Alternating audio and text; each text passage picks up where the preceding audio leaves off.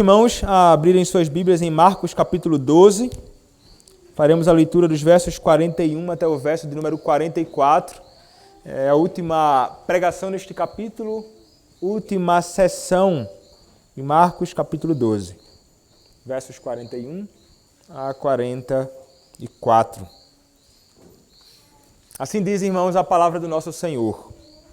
Assentado diante do gasofilácio, observava Jesus como o povo lançava ali o dinheiro. Ora, muitos ricos depositavam grandes quantias. Vindo, porém, uma viúva pobre, depositou 2 pequenas moedas correspondentes a 1 quadrante. E, chamando os seus discípulos, disse-lhes: em verdade vos digo que esta viúva pobre depositou no gasofilácio mais do que o fizeram todos os ofertantes. Porque todos eles ofertaram do que lhes sobrava. Ela, porém, da sua pobreza, deu tudo quanto possuía, todo o seu sustento. Amém. Pode se assentar, irmãos. Vamos à presença do nosso Senhor mais uma vez em oração. Senhor, nosso Deus, quero te pedir, ó Pai, mais uma vez neste dia, que o Senhor se agrade de me usar na pregação da Tua Palavra, que a Tua Palavra seja exposta com clareza, que a Tua Igreja seja instruída, exortada, edificada através da Tua Palavra, alimentados. Ó Deus, fala conosco, ó Pai, e usa-me poderosamente, para o louvor da Tua glória, Deus, é o que eu te peço, em nome do Senhor Jesus Cristo. Amém. Meus irmãos, se tem uma coisa que os homens maus em nossos dias, e eu me refiro sobretudo àqueles que se dizem, ou se apresentam como pastores da Igreja do Senhor Jesus Cristo, especialmente aqueles que estão envolvidos com igrejas que nós chamamos de igrejas neopentecostais, nós encontraremos estes homens tentando se utilizar de todas as formas de qualquer porção da Escritura que conceda a eles uma base teórica para as suas abordagens. E esse texto, meus irmãos, que nós vamos considerar agora, é um dos textos que eles gostam muito de usar. E o propósito deles, na utilização desse texto, não é a edificação do povo do Senhor. Não é a instrução do povo do Senhor segundo a verdade da palavra. O interesse deles é, através desse texto, tentar fazer com que as pessoas tirem as mãos de fora dos bolsos, metam as suas mãos dentro dos seus bolsos e deem tudo o que possuem à igreja. É interessante este tipo de abordagem deles, porque o texto ele pode nos falar também acerca destas coisas, mas eles querem então e visam somente isto. O interesse deles é fazer com que os seus próprios bolsos estejam cheios de riqueza. Eles são mercenários, eles não são pastores da Igreja do Senhor Jesus Cristo. Esta é uma realidade em nossos dias e não era diferente nos dias de Cristo, como nós vimos na última exposição, inclusive. Os homens estavam grandemente interessados e apenas procurando os seus próprios interesses. Nós vimos isto, como eles abusam das coisas dos templos e fazem então do templo casa de comércios. Deveria ser então um lugar de oração, uma casa de oração, mas nós vimos com frequência aqueles que deveriam conduzir o povo do Senhor no temor de Deus estavam envolvidos em questões onde eles somente seriam beneficiados. E se pudessem então ser beneficiados financeiramente, era por isso então que eles iriam batalhar. Nós vimos que esses homens realmente desejavam muitas coisas. E desejavam, como nós vimos na última exposição, no último domingo. Eles queriam, de toda forma, ter a primazia em absolutamente tudo. Nós vimos que eles desejavam grandemente ser aqueles que deveriam ser percebidos pelos homens. E então se vestiam com vestes grandemente opulentas para chamar a atenção, para mostrar a sua grandeza, o seu poder, a sua riqueza, e para que os homens pudessem então percebê-los. Mas não somente isto, nós vimos que estes homens também gostavam de serem admirados e gostavam de ouvir as pessoas chamando eles de mestre, rabi. E eles tinham prazer nisso. Eles queriam ser saudados. Eles exigiam isto das pessoas. Eles tinham um grande desejo e uma procura por tais coisas. Mas não somente isto. O texto ainda nos diz que eles também queriam as primeiras cadeiras nas sinagogas, queriam ser honrados, estando lá diante dos olhos de todos, e também queriam ter a primazia nas ocasiões, então, que havia banquete. Eles queriam os primeiros lugares. Vejam que esses homens estavam simplesmente preocupados com seus próprios interesses. E um ponto alto da maldade destes homens, da perversão da religião naqueles dias, da confusão generalizada na religião judaica nos dias do Senhor Jesus Cristo, é que esses homens olhavam para as viúvas e, ao invés de ajudarem, socorrendo essas mulheres nas suas necessidades, esses homens, eles devastavam as casas das viúvas.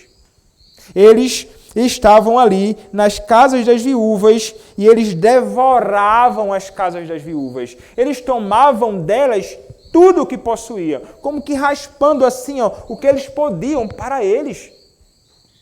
E não estavam nem um pouco preocupados com isto. E então, publicamente, diante dos olhos dos outros, faziam longas orações para, então, ser visto pelos outros como se fossem homens piedosos. Quando, na verdade, existia uma falsa piedade, existia uma grande hipocrisia no meio daquela religião naqueles dias. Quanta perversidade por parte daqueles homens. Quanta inversão da verdadeira religião, da verdadeira devoção, da verdadeira piedade. E é interessante, meus irmãos, quando nós olhamos para este texto, esta última porção do capítulo 12 de Marcos, porque nós notaremos um grande contraste aqui. Não somente um grande contraste na postura dos fariseus e escribas com a mulher, entre uma porção, essa porção que nós lemos e a do domingo passado, mas até mesmo no próprio texto que nós lemos. Uma diferença muito grande na devoção desta mulher, diferente da devoção daqueles homens. E nós veremos também que aqueles homens eram grandes, eles eram poderosos, e aqui nós veremos uma mulher na sua fraqueza. Um grande contraste com aqueles homens poderosos daqueles dias. Mas o Senhor, meus irmãos, tem algo a nos ensinar. E nós poderíamos ver e considerar que esse texto ele teria dois temas. Ele não vai falar apenas sobre a devoção sincera de uma viúva. Esta viúva nos mostrará, quando nós consideramos esta sessão entre a que pregamos domingo passado e o que vem logo em seguida, que é o sermão profético do Senhor Jesus Cristo, nós veremos que esta mulher é símbolo e aponta para algo terrível que estava para vir sobre a nação naqueles dias. Ela era um sinal também de juízo. Quando nós olhamos então, meus irmãos, para esse texto, considerando primeiramente a questão da devoção desta mulher naquela ocasião, é interessante o que o texto vai nos dizer, porque o texto começa dizendo assim: assentado diante do gasofilácio, observava Jesus como o povo lançava ali o dinheiro. Assentado. Veja, o Senhor Jesus Cristo ele estava ali, parado. Talvez, meus irmãos, em algum momento até com a sua própria cabeça baixa, porque, percebam, o Senhor Jesus Cristo ele está aqui há dias. É a sua última semana. O Senhor Jesus Cristo ele não para. O Senhor Jesus Cristo não para de andar, o Senhor Jesus Cristo não para de ensinar, o Senhor Jesus Cristo está o tempo inteiro envolvido neste processo. E ele certamente cansado ali estava, mas ao contemplar aquilo que estava acontecendo no templo, porque era exatamente ali que eles estavam. Aquela mulher, ela estava no templo. E era justamente ali no templo que ficava, então, os gasofiláceos. Que isso, hein? A gente chama, muitas vezes, de gasofilácio aquilo que algumas igrejas colocam na frente, alguns meio triangular, assim, outros mais quadrados, onde as pessoas lançam ali as suas contribuições. Em muitas igrejas presbiterianas você vai encontrar isto, algumas são lá atrás, uma caixinha de metal fixa na parede, enfim, outros passam com a bandeja, mas aqui, meus irmãos, no pátio das mulheres, haviam distribuídos 13 gasofiláceos. 13 gasofiláceos, e ali era um espaço onde as mulheres poderiam se reunir, porque havia divisão no templo, né?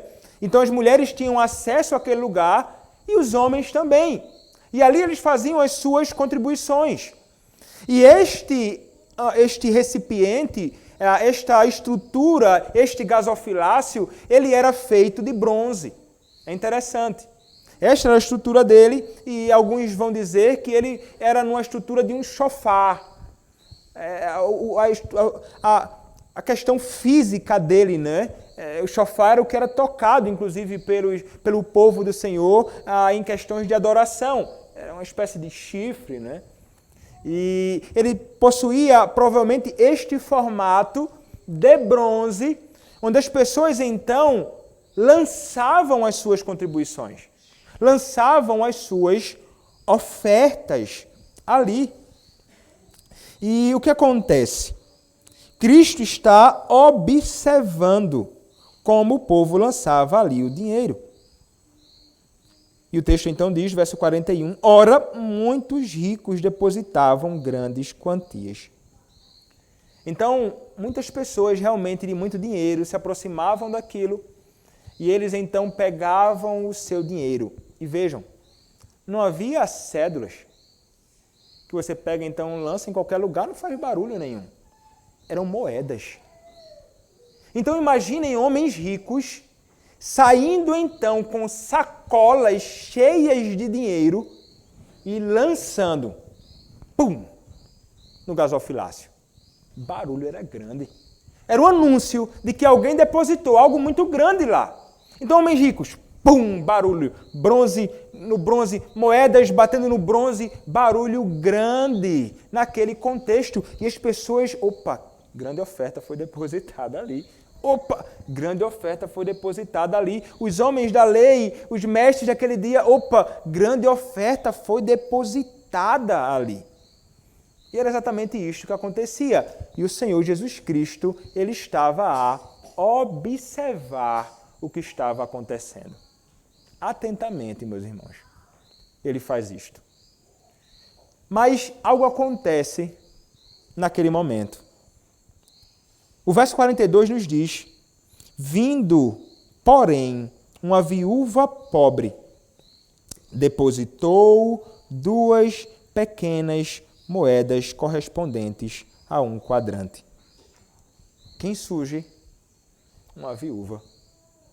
Meus irmãos, a viuvez naqueles dias colocava a mulher em condições realmente miseráveis.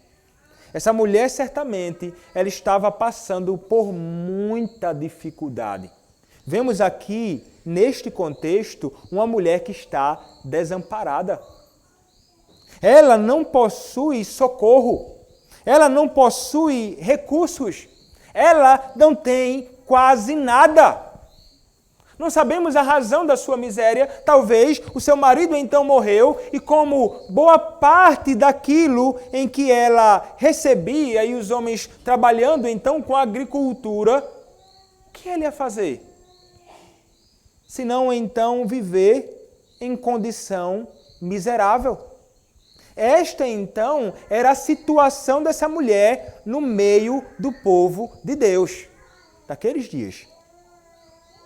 Que situação triste, meus irmãos. E o que é que essa mulher possuía e Cristo está observando? Esta mulher vai até aquele lugar e ela então deposita, o texto vai nos dizer, 2 pequenas moedas correspondentes a um quadrante. É interessante, porque um quadrante, meus irmãos, seria a 60ª parte do valor diário de um trabalhador. Então, eles recebiam um valor diário e o valor que ela lança ali era minúsculo. Não vamos pensar em quanto seria correspondente naquele contexto, mas vamos pensar para que você entenda a que equivale essas 2 moedas que essa mulher lança. Se fôssemos converter para o real, ao que aquela mulher lançou foram 2 moedas de 40 centavos. Corresponderia a 80 centavos. Vejam só a contribuição dessa mulher. Você olha para isso e pensa, o que 80 centavos vai contribuir com o quê? Meus irmãos, a moeda de bronze dessa mulher era tão fininha que provavelmente nem barulho fez ao cair no gasofilácio.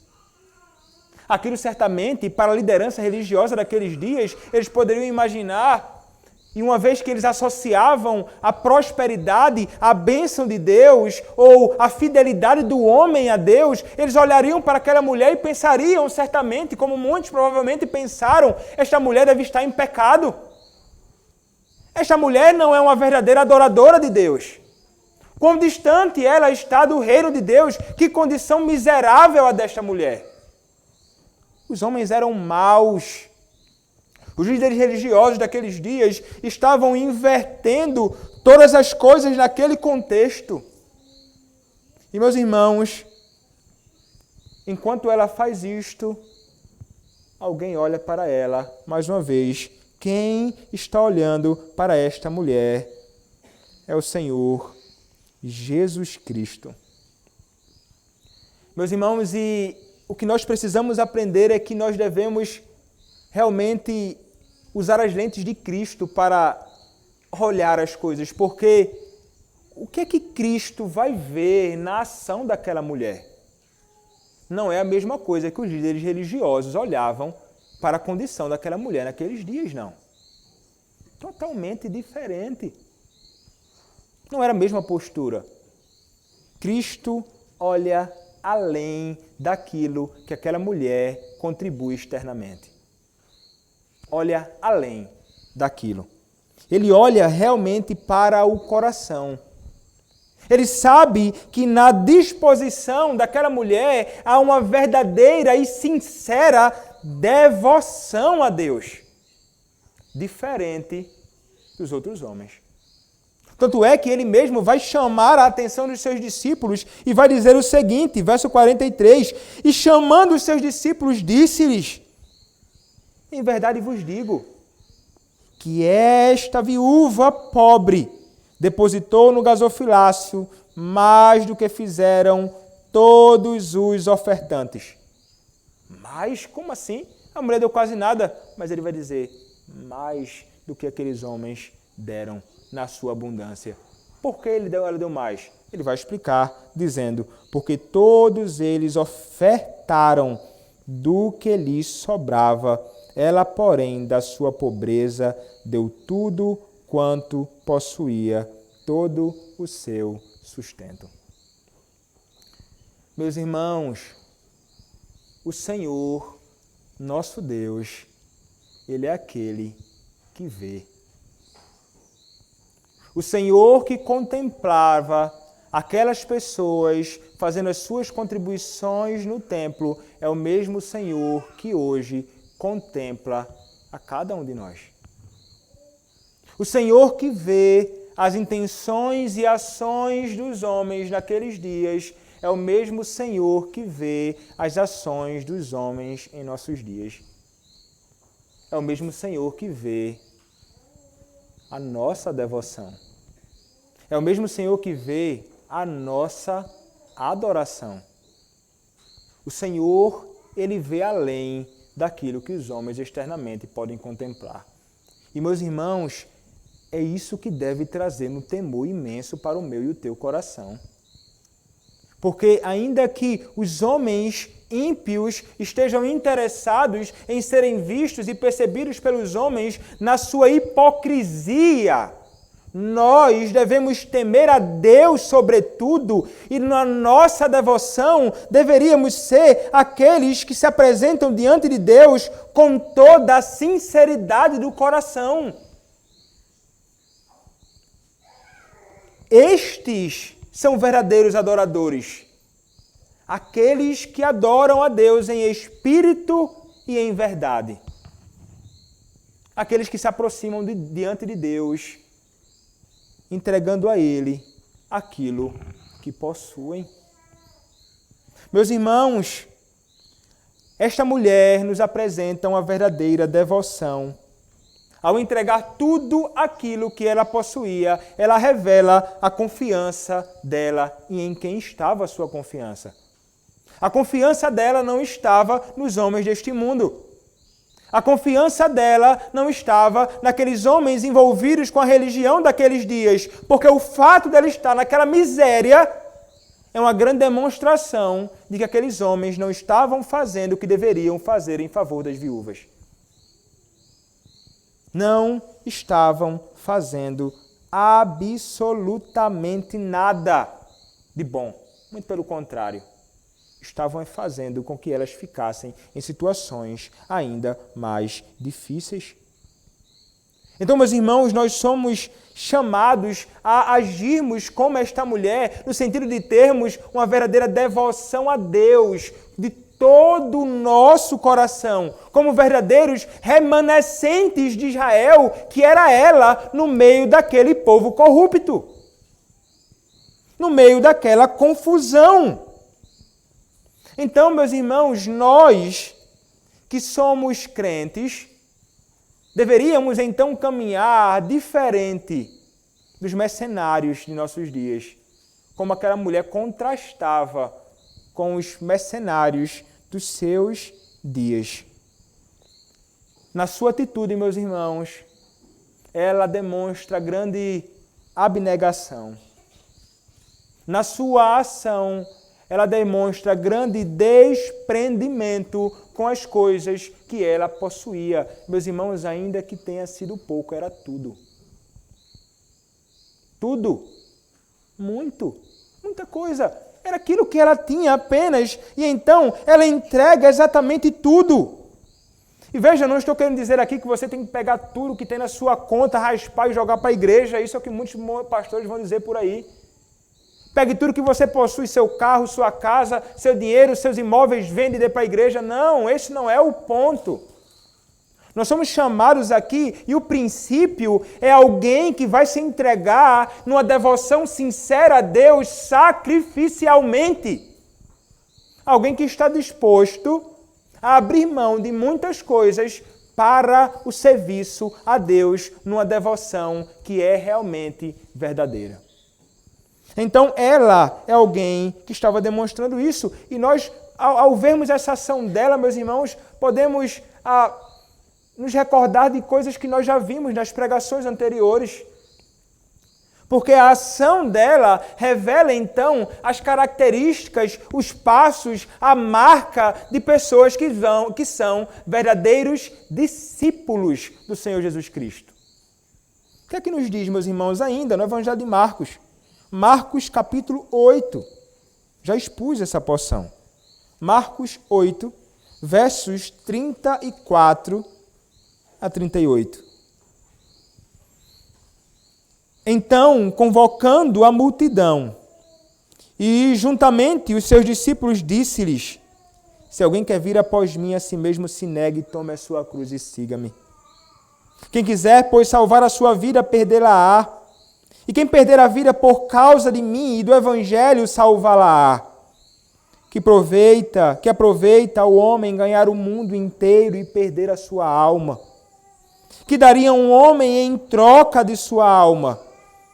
Porque qualquer que nesta geração adúltera e pecadora se envergonhar de mim, das minhas palavras, também o Filho do Homem se envergonhará dele, quando vier na glória de seu Pai com os santos anjos. Esta mulher, meus irmãos, revela que ela vivia realmente como alguém que é verdadeira discípula do Senhor Jesus Cristo, seguindo após os seus passos, negando a si mesmo, negando os seus próprios desejos, negando os seus próprios interesses, vivendo numa vida de confiança ao Senhor, vivendo numa vida de tremendo serviço absoluto, consciente de que aquilo que ela possui, ainda que pouco, não pertencia a ela. Não pertencia a ela. Em outro texto ainda, Marcos capítulo 10, versos 42 a 45, quando a palavra nos diz assim: Mas Jesus, chamando-os para junto de si, disse-lhes: Sabeis que os que são considerados governadores dos povos têm-nos sob seu domínio e sobre eles os seus maiorais exercem a autoridade. Mas entre vós não é assim. Pelo contrário, quem quiser tornar-se grande entre vós será esse o que sirva. E quem quiser ser o primeiro entre vós será servo de todos. Pois o próprio Filho do Homem não veio para ser servido, mas para servir e dar a sua vida em resgate por muitos. Serviço. Uma vida de serviço àqueles que estão ao seu redor, não querendo ser aquele que é servido, mas disposto a servir ao outro, inclusive com o que possui. Porque, meus irmãos, as nossas contribuições, de fato, elas servem para estes propósitos também. Mas é uma dificuldade nossa. É uma dificuldade para o crente e para todos nós o nos desprendermos do apego aos nossos recursos. Se tem uma coisa que é difícil converter no crente, é o bolso do crente. Difícil. Talvez seja uma das últimas coisas para haver uma transformação na vida do homem. Tirar do bolso algo difícil. Eu posso fazer qualquer coisa, mas tirar algo do meu bolso, do meu dinheiro, é complicado demais. Mas, meus irmãos, aquilo que nós realmente possuímos, os recursos que você possui, não são propriamente seu. Se nós considerarmos de quem pertence isso, nós olharemos e então reconheceremos: o que eu possuo não é meu, é do Senhor. Eu não passo de um mero mordomo daquilo que o Senhor me conferiu a graça para administrar. Você é alguém, então, que é chamado a, com os seus recursos, ser um verdadeiro administrador fiel e, com os seus recursos, abençoar o povo do Senhor. Abençoar a igreja do Senhor Jesus Cristo. E veja, não há problema nenhum você servir com os seus recursos, pegando então os seus recursos e abençoando alguém particularmente. Não há problema real nisso.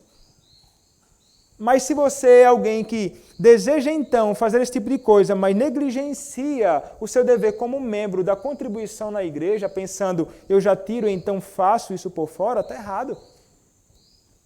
É através das mãos da igreja, da diaconia, que o serviço, então, e a sua contribuição, ela vai ser dispensada para aqueles que têm necessidade na igreja. Uma coisa é a sua contribuição mensal na igreja, enfim, não sei como é que você distribui isso. Outra coisa é a sua oferta voluntária para outra pessoa fora da igreja. São duas coisas que são totalmente diferentes. E vejam, a nossa contribuição na igreja é algo que visa muitas coisas. Assistir à necessidade de outras pessoas, mas poderiam estar investindo, como muitas igrejas investem, em obras missionárias, em missionários, em pessoas que estão por aí afora, expondo a sua própria vida em prol do Evangelho do Senhor Jesus Cristo. Mas é difícil nós nos desapegarmos daquilo que nós possuímos para a contribuição no reino de Deus. Essa mulher, ela deu tudo aquilo que possuía. Ela não estava apegada a estas coisas.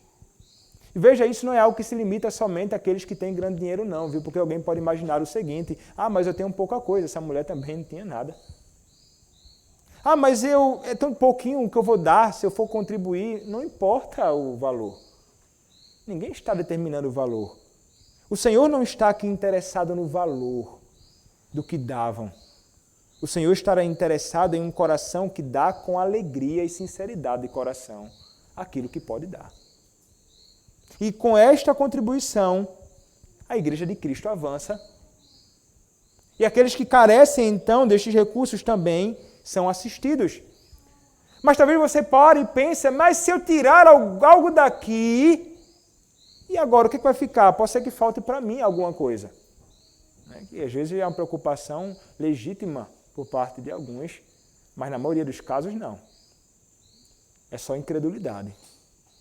Falta de confiança no Senhor. Essa mulher deu o que possuía e ela revela um coração que confia em Deus, no Deus que provê tudo o que ela precisa para as suas necessidades.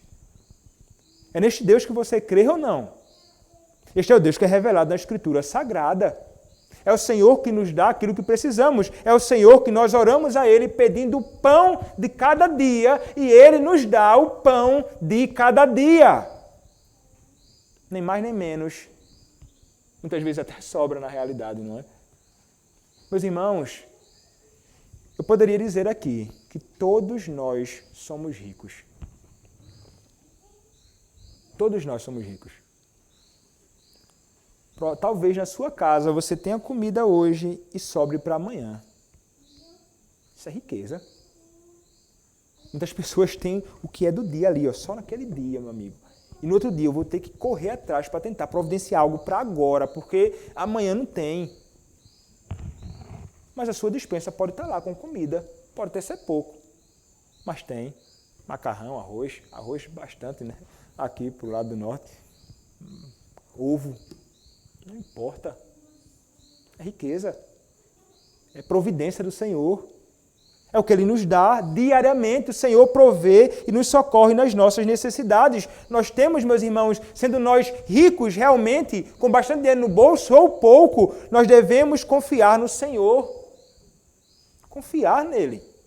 Porque até mesmo aqueles que têm muitas riquezas, por temor, então, de, tirar alguma coisa do seu bolso e pensar, vai faltar, se eu ficar contribuindo de alguma forma com algo ou alguém, isso vai atrapalhar a minha vida financeira e os meus investimentos. É estranho a Igreja do Senhor Jesus Cristo. Nós lemos, inclusive, aqueles que foram salvos por Cristo estão em comunhão com Cristo, mas não somente com Cristo, mas há uma comunhão dos santos. E nós lemos na Confissão de Fé de Westminster que aqueles, então, que possuem, inclusive, recursos, devem estar prontos para socorrer os seus irmãos em Cristo que possuem necessidade, nas suas necessidades. Meus irmãos, não sei se você sabe, mas pode ter alguém próximo a você que tenha necessidades. E nós deveríamos estar atentos a isso, sobretudo a junta diaconal, sobretudo os diáconos, em saber quem são aqueles que carecem de socorro para que a Igreja de Cristo então possa socorrer. Mas eu também posso me envolver nisso particularmente. Então, meus irmãos, esta mulher, ela está disposta a contribuir com o que ela possuía.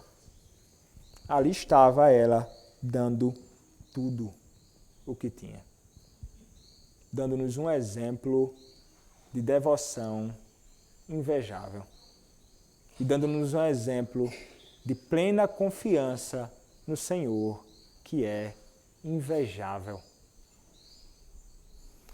Mas, meus irmãos, sabe o que é triste na vida desta mulher? É que ela estava numa condição miserável. Ela não deveria estar nesta condição. A lei do Senhor, do Antigo ao Novo Testamento, fazia provisões para o socorro da viúva. Olhemos o que diz a Escritura. Olhemos, por exemplo, para alguns textos do Antigo Testamento. Nós lemos hoje sobre a providência de Deus em Êxodo 22. Êxodo 22, versos 22 a 24, na leitura continuada das Escrituras pela manhã, o que é que nos diz a palavra? Notem, Êxodo, capítulo 22, versos 22 a 24, assim diz a palavra do nosso Deus. A nenhuma viúva nem órfão afligireis. Se de algum modo os afligirdes, e eles clamarem a mim, eu lhes ouvirei o clamor. A minha ira se acenderá, e vos matarei a espada. Vossas mulheres ficarão viúvas, e vossos filhos órfãos. Olha só as palavras ditas pelo próprio Senhor. Ele nunca deixará passar impune aqueles que não cuidam dos necessitados. E aqui nós pensamos de modo particular nas viúvas. Ele viria com juízo sobre a nação. Como caiu com juízo em várias ocasiões sobre o povo de Deus, por causa da grande bagunça que havia no meio do povo de Deus e da falta de socorro aos verdadeiros necessitados. Desde a antiga dispensação, homens interessados nos seus próprios interesses somente e nada mais além disso.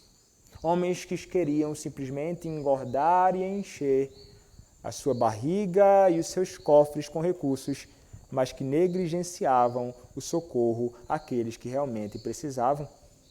Ainda um outro texto, Deuteronômio, capítulo 10, verso de número 18.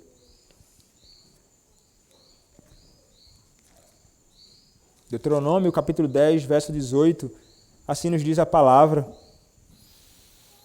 Vou ler a partir do verso 17. Pois o Senhor vosso Deus é o Deus dos deuses e o Senhor dos senhores, o Deus grande, poderoso e temível, que não faz acepção de pessoas nem aceita suborno, que faz justiça ao órfão e à viúva e ama o estrangeiro, dando-lhe pão e vestes, que faz justiça ao órfão e à viúva. O salmo que nós lemos na Santa Convocação, que nós cantamos, o salmo de número 146, aqui também nos fala acerca disto. Salmo de número 146, do verso 6 em diante. O que é que nos diz a palavra? Diz assim: que fez os céus e a terra, o mar e tudo o que neles há, e mantém para sempre a sua fidelidade. Que faz justiça aos oprimidos e dá pão aos que têm fome. O Senhor liberta os encarcerados. O Senhor abre os olhos aos cegos. O Senhor levanta os abatidos. O Senhor ama os justos. O Senhor guarda o peregrino. O Senhor ampara o órfão e a viúva, porém transtorna o caminho dos ímpios. Notem? Esses são alguns textos, meus irmãos. Há vários outros textos na Escritura Sagrada, no Antigo Testamento, que nos apresentam esta realidade. O Senhor, Ele deseja que o seu povo socorra as viúvas, socorra os necessitados. E a ausência disso, a negligência deste dever, sobretudo quando há negligência desse dever e o envolvimento pecaminoso com coisas erradas, contrárias à vontade do Senhor, fazia com que o juízo viesse sobre o seu povo. E é por essa razão que mencionei no início, que esta porção que nós consideramos aqui, de Marcos 12, do verso 41 a 44, não fala somente sobre a devoção sincera de uma viúva. Este texto está entre a malignidade dos escribas daqueles dias e, a partir do capítulo de número 13, a destruição do templo, o juízo do Senhor que viria no ano 70 depois de Cristo. Não é por acaso, meus irmãos, que essa seção foi colocada aí. Não foi por acaso. O ponto que é destacado aqui na vida da viúva é que o fato deles negligenciarem o cuidado para com ela e para com muitas outras, o fato de eles abusarem perversamente delas naquele contexto e a ação dela na sua miséria em de alguma forma contribuir com o templo é um pré-anúncio, é um símbolo da falsa religião daqueles homens e também da destruição que viria sobre o templo. Aquela ação dela e o fato de Marcos colocar, sob inspiração do Espírito Santo, este texto neste contexto, é justamente para apontar para isto, como se ele estivesse querendo dizer através dela, o juízo divino virá sobre estes homens maus. O juízo divino do Senhor cairá sobre estes ímpios. O juízo do Senhor não tardará, porque o Senhor não permitirá que os homens não socorram as viúvas em suas necessidades ou os necessitados. Meus irmãos, o juízo veio. O juízo de Deus caiu sobre eles. 70 depois de Cristo. Nós veremos isto aqui. Nas próximas exposições, aí no capítulo 13 do Evangelho de Marcos, nós veremos como foi que tudo isso aconteceu. Mas pensem numa coisa. A razão de cair o juízo do Senhor sobre eles é porque estes homens estavam envolvidos com grande confusão, grande iniquidade, deixando de fazer o que deveriam fazer e fazendo coisas horrendas. O juízo do Senhor veio. E, meus irmãos, o juízo do Senhor é algo que virá ainda sobre toda a carne, novamente. Todo juízo que nós encontraremos apontando e acontecendo na história redentora do povo de Deus, aponta para o grande juízo do Senhor. Um dia ele virá. E os hipócritas, os falsos, os mesquinhos, os perversos, os que não adoram sinceramente ao Senhor, serão punidos por Deus. Aqueles que não conhecem a Cristo verdadeiramente sofrerão juízo amargo, muito pior do que o juízo de Deus que veio naqueles dias. Nada se compara com o juízo de Deus que está para vir sobre toda a carne. Como então, meus irmãos, nós encontrarmos um escape disto? Não é simplesmente vivendo uma vida religiosamente, porque isso não garante absolvição neste dia. Não é viver diante dos homens como se fôssemos pessoas boas, porque isso é hipocrisia, o Senhor odeia. Não é pelo que você faz, é em quem você está. Em quem você está? Você hoje está em quem? Em Cristo. Você é alguém que possui uma verdadeira devoção por Cristo. Você é alguém que possui uma verdadeira fé em Cristo. Foi sobre Ele que você lançou toda a sua fé, toda a sua esperança, porque isto é fé. Se você não ama a Cristo assim e não tem essa fé em Cristo, eu tenho que dizer para você, se você não se arrepender dos seus pecados e não se voltar para Cristo, sinceramente, você vai sofrer amargamente. Isso é o testemunho bíblico do Antigo ao Novo Testamento. Nós deveríamos temer isso. O que você deve fazer hoje é correr para o Senhor Jesus Cristo. Não há outro abrigo que proteja você da ira de Deus. Não há outro lugar que protegerá você. Não há quem você possa recorrer neste dia. Se você não estiver em Cristo, corra para o Senhor Jesus Cristo. E nós que conhecemos ao Senhor Jesus Cristo, nós devemos dar graças a Deus por Cristo Jesus. Porque esse juízo que virá não cairá sobre nós. Por que não cairá sobre nós? Porque nós nos rendemos ao Senhor. Porque o que deveria cair sobre mim e sobre ti, caiu sobre ele na cruz do Calvário. Ele sofreu o juízo de Deus no meu e no teu lugar. E esse Cristo, meus irmãos, que me salvou, esse Cristo que te salvou, é o Cristo que requer de mim e de ti.